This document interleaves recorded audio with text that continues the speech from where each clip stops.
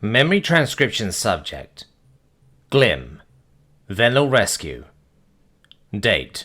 Standardized human time. November 29th, 2136. Compartmentalizing emotions was the only way to survive an Arxor farm. When you were subjected to unspeakable conditions, your logical brain disassociated to protect itself. There was no hope of escape on Riss, and the predatory Arxor didn't show mercy. Screamers and runners got killed first. We all learned that catatonic responses were the best way to indulge instincts. Yesterday was an unusual reprieve from the squalor. The first oddity I remembered was the Arxor herding us into the cattle ships. The grey pilots emanated particular disdain. I thought our destination was a slaughterhouse. The next thing I knew, Noah had me in his warm arms. His sleek mask was jet black, and spit my reflection back at me. The Venal that stared back was filthy, with empty eyes and old scars. Am I going to be Glim, or the string of numbers I recited to the Gaian? Once it sank in that I was on Venal Prime, the degrading years felt like they happened to someone else. Captivity became a nightmare I had memorized in vivid detail. My mind focused on the masked aliens as a distraction from the flashbacks. Noah and Sarah were an enigma for me to unravel. Even beneath the garments, their muscular, tailless form attracted attention. Concentrating on them tickled something in the back of my mind. The longer I looked, the more I felt like a child watching shadows move in my closet.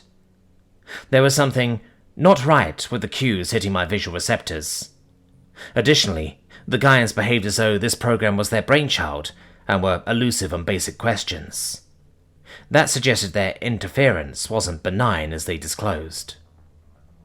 To top it off, Governor Tava answered the greatest mystery of all: why the Arxor released us. She claimed that the Gaians negotiated our release with the Predators. Noah's voice shook with a throaty growl when he boasted of his species' strength. The instincts I suppressed on Riss were rekindled once the male alien went to tuck me in. I don't understand. Why would the Gaians trigger my instincts? I muttered, as the caretaker left the room. These aliens have been nice to us, mostly. We saw them eat fruit. Scifi flung off the bed covers. I'm just tired of their games. Beating the Arxor's not possible. They don't need to lie to us. You know, I didn't feel like they were lying. Noah spoke with conviction, and the Craze did get rid of us for some reason. But nobody challenged his story. But the Arxor were made to kill. They're unstoppable in combat. I know, Scifi. Something's rotten with this place. Have you noticed how these Gaians are the ones trapping us here? Trapping? Glim, we're safe at home, and they're providing for us. Like Sarah said, they're just taking things slow for our sake. All I want is to see my family. It will be beneficial for my health. I guarantee any doctor would agree. Why wouldn't these aliens allow it? The aliens must be busy, but I'll ask nicely for you. Maybe Tava can set up a call. The former historian hopped out of the bed and scurried out into the hallway. I had a feeling Noah and Sarah wouldn't comply with any requests. These aliens were gentle during our upkeep, but then spewed dishonesty in the next breath. The few answers they gave us, such as inventing FTL before the Federation discovered them, made no sense. The biggest fib of all was the mask. In my estimation, no species could wear full face shields in daily life. How was that practice suitable for eating, or searching for mates? Watching Noah lift it to insert fruit cemented my point. The Gaian's posture had been odd, as though his hand was positioned to hide his teeth. I'm going to find a way out of here. I'm not an Arxor's number anymore. I won't be treated as a slave by non-predators too. A ceiling vent caught my eyes, though I wasn't tall enough to reach it. Thinking quickly, I shoved a food cart beneath the opening. Scifi screamed in the background, which spurred me to rush my escape. I grabbed the scissors Sarah had used to trim our overgrown pelts. Perhaps the instrument could be used to dislodge the grate. I wedged the blade under a loose screw and popped the bolt out of its socket. Pulling with all my might, I wrenched the vent out of its sealed position. Voices echoed nearby, with my name among the words spoken. Cool metal hugged my shallow ribcage as I slithered into the crawlspace. Claustrophobia kicked in at once. The narrow space brought back unwelcome memories. It was like being packed in a cattle pen all over again. The enclosure was so dense with Venal that I couldn't breathe, but I managed to settle down on the cakey dirt to sleep. Wailing noises flooded my ears, and my paws were twisted together. "Lesser creatures," an Arxor guard mused. "Drop a fleck of a leaf in there and they dive on it as one." His comrade snorted. "Animals in an animal's place.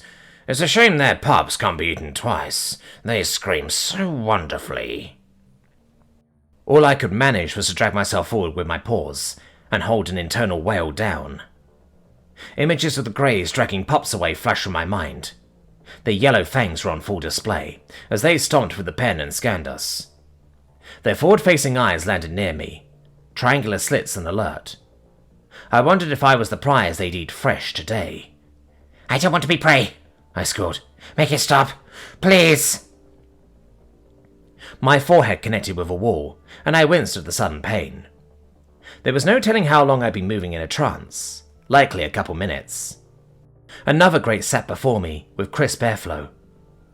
I kicked the metal out with my hind legs. There was a short drop down to a dumpster, which acted as a step to the outdoors. I flung myself prone on the grass, wiggling my claws between blades. Having our son on my back and pressing my face into the greenery, I knew that I was home. Laughter spilled from my throat as I tore up clumps of dirt with my claws. This was all I wanted those Gaians to give us. A proper reunion with Venal Prime and our loved ones. Now it's time to secure the latter. I never thought I'd see my family again. Will they even recognize me? My paws steered me to a courtyard where alien caretakers were eating their lunch. 2 Gaians sat with their backs to me, munching on slices of bread. The purple liquid between the grains was the color of crocodile blood. The aliens were not wearing their masks with each other, confirming my theory. Millions of people who haven't been home in years. The Gaian's voice reverberated in his chest, projecting aggression. The harsh barks were like a dagger to my heart. The Venal who were born in captivity, they are utterly convinced they're animals. One asked me why we took them from the Arxor. So calmly, and I... The other Gaian shook his head. That's so sad, Kyle. To think that's all those poor Venal have known. I can't imagine what they're feeling. These are cases of extreme trauma with no clinical precedent. I don't mean to sound like a pessimist, but I'd imagine at least 40% of the Venal here never recover enough to live on their own. We can't sustain a program like this forever. Humanity bit off more than we can chew here. After we win the war, our allies are going to have to take some of the load. But Federation psychology is a joke, Tanner. Humans have the best ideas on treating trauma and providing therapy. There's only so much we can do. We have our own problems. I don't mean to sound heartless, this just sounds like a losing battle. If we can help half of these people get on their feet, that's not a losing battle. We're morally obligated to help the Venal, of all species. I'd be dead back in Johannesburg without them. Their cadence sounded like it came from a teenage Arxor. Deeper voices evolved to convey power and to frighten other animals into submission. The latter effect was taking hold of me, but my curiosity was still kicking. This was my chance to see a Gaian's anatomical features, of which Sarah refused to provide diagrams. I tuned out their gravelly chatter and slunk behind some bushes to get a better angle. At first, I caught only a glimpse of their temples and didn't process why that was incorrect. Further inspection lent the full picture. Sockets sat above their furless cheeks and were smushed up against their nose. Of course, not a sliver of their eyes had been visible from the side. Panic exploded in my sternum, searing into my lungs like smoke inhalation. These Gaians' pupils faced directly ahead, without any peripheral tilt. Their irises were encompassed by a white shell, which made the pupil movements jerkier and more noticeable. I could read distinct hunger, as if it was spelled out. What kind of mammal had no pigment in their scleras, and a shaven face?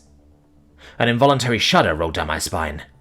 These predators were abominations of the worst kind. Even an Arxer would cower at such a sight. I couldn't believe that such a vicious creature was hiding under Noah's mask.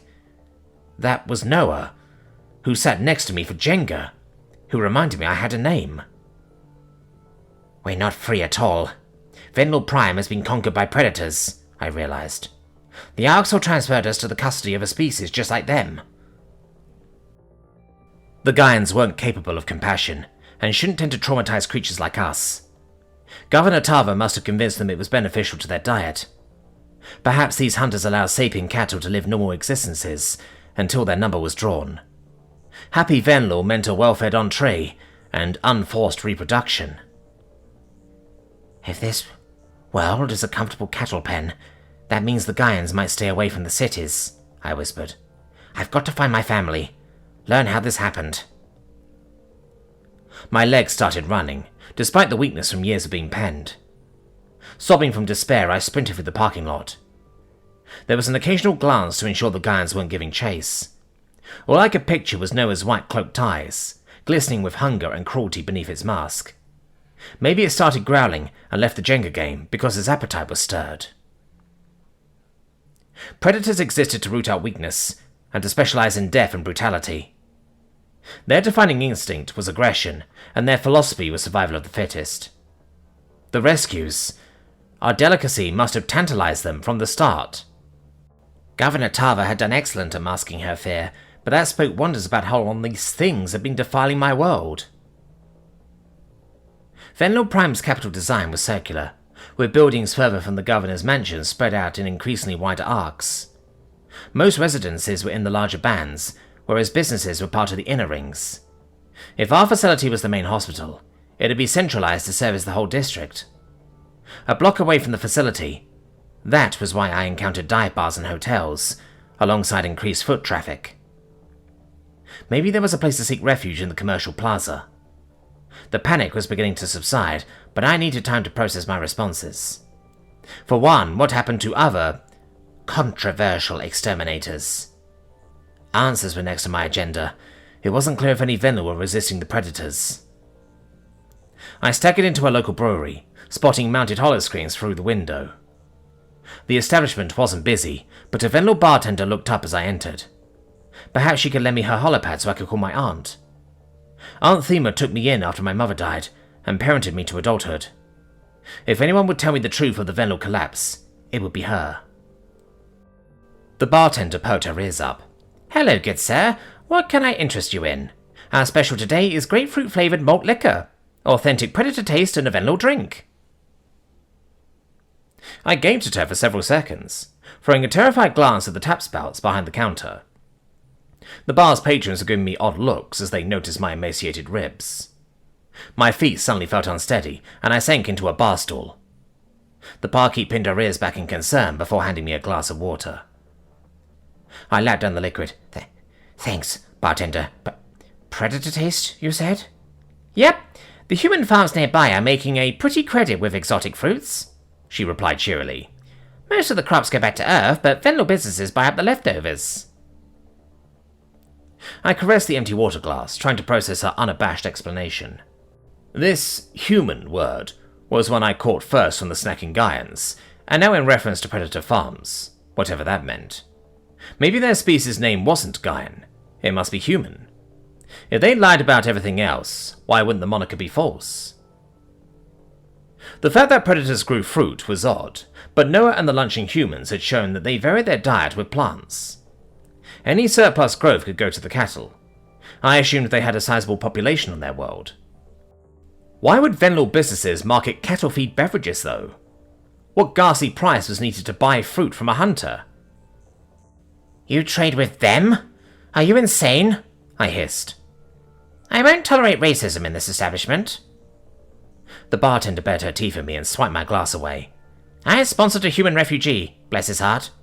He was part of a group from a Terran orphanage. The poor thing was so young and so eager to please, a hard life made harder.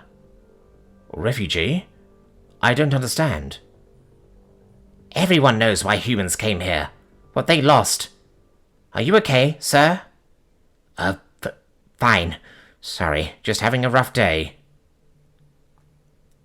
The barkeep looked unconvinced, but she returned to wiping down the counters. I decided I wouldn't be asking this delusional employee for a communications device. She'd probably report me to my guy in overalls just as soon. However, I could access the television broadcasts that Noah refused to let us see. That would reveal the propaganda these humans were force-feeding the masses. A male Venal, captioned with the name General Cam, was speaking on a holoscreen. The audio was muted, but a subtitles ticker rolled underneath his picture. The feed occasionally switched over to an anchor, or some B-roll video. I leaned forward, curious to see how much of our culture survived. The humans have amassed an unlikely group of allies, so I don't see why the odds are against us. It's the Kolshians and the Federation who lack unity. I'm proud to stand with Governor Tarver in throwing off Federation tyranny. I have nothing but praise for the Secretary General, and how effective Earth has been on the offensive, Cam was saying. The anchor's eyes widened. But don't you think humanity is spreading their forces too thin? The Terran military is taking on engagements at Koa, Silis, Fal, and other undisclosed operations. Per sources close to Tarver, the Arxor are becoming restless.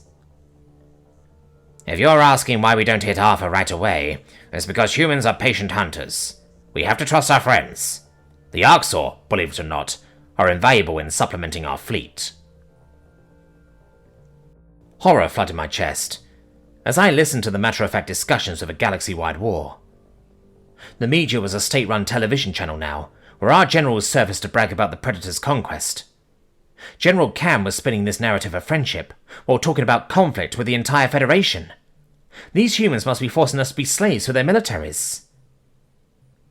I palmed my head in defeat. Hey, Bartender, what happened to that Predator refugee? I'm working on adopting him. We barely have enough to make ends meet, even with the government stipends, the Venal barkeep replied. But I can give him love and support. Humans need a nurturing environment. They're simple creatures, really. You think you can raise a monster as a prey child? Put it under your roof like a Venal? It doesn't want your love. It wants to eat you. How dare you speak like that about my son? You're disgusting. Get the fuck out of my bar. Other customers murmured in agreement, shooting looks of loathing at me. I wasn't sure how the Predators got these Venal on their side, but they must possess some crafty indoctrination methods. Noah and Sarah were starting to work their witchery on us, back at the program. It was a good thing I escaped before that settled in. Signs of Predator contamination were all around me as I staggered out of the bar. One human was intermingling with a group of Venal and bared his teeth during the conversation. None of my people seemed fazed by the pointed canines, which were an obvious threat display. This level of pacification was absurd. It was like Venal instincts were erased. There was little the demons hadn't touched. An advertising poster read, "Escape from the Cradle," and featured a star-studded cast, mixed with Predator scribbles. A Gaian was pictured in a shuttle next to Venal movie star Marva, who was famous in my day. How could a film star act out scenes alongside a beast? Why would the human lead agree to pose with tears running down its face? Faint music drifted to my ears, an upbeat strumming pattern that flowed into a string of notes. I breathed a sigh of relief and scampered toward the sound. This was a chance to get away from any humans, since Predators would view emotional expression as a foolish endeavor. Prying an honest assessment from Venal skeptics would need to be done out of bestial earshot. Cool song, I practiced to myself. Can I please borrow your holopad? The Predators are hunting me. I rounded the street bend and almost jumped out of my skin. A group of Venal were huddled around a scruffy Gaian. The Predator was moving its dexterous fingers along a fretboard. The taut strings curved to its will, and passion simmered in its eyes. It was seated atop an amplifier, which was capturing its input. The beast hit a few high-pitched notes with its clawless digits before dropping back to chords. The human leaned in to the microphone and released an in-tune bellow in its language. The words translated as an impassioned declaration of belief and emotion. It was belting out notes well above its standard intonation too. I was too dumbfounded by the Predator's emotional howl to panic. The electric tune sounded pleasant, and its growling voice was surprisingly melodic. Not to mention the hopeful message of the words. If it was going to write music, shouldn't the song be a rage-filled exaltation of war? This sounded like Venal radio fodder. It was apparent there was no getting away from these monsters in the city. Overwhelmed to my core, I set off in search of public transit. What I wanted was time with my family, before Noah and Sarah recaptured me. I had to get out of here, and get to my home prior to the humans.